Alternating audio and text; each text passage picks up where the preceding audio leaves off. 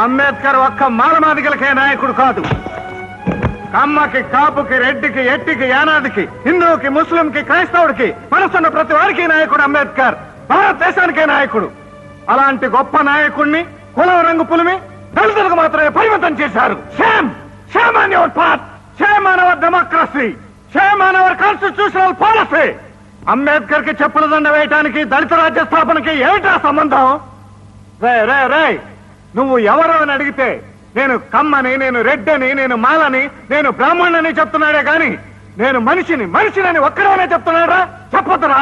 Caste feeling తో కొట్టుకుని తావండి. కులాల వారిగా విడిపోయి మతాల వారిగా పొడుచుకుని కమ్మ జిల్లా అని, రెడ్డి మండలం అని, మాల రాష్ట్రం అని గాంధీ గారిని ముక్కలు చేసినట్టే దేశాన్ని కూడా ముక్కలు చేసేయండి. సిగ్గొదిలి, శర వదిలి, నీతొదిలి, జాతి వదిలి, మంచొదిలి, మనసొదిలి నరుక్కోండి, పొడుచుకోండి. కళ్ళు రెండు పొడుచుకున్న జాతి కథ.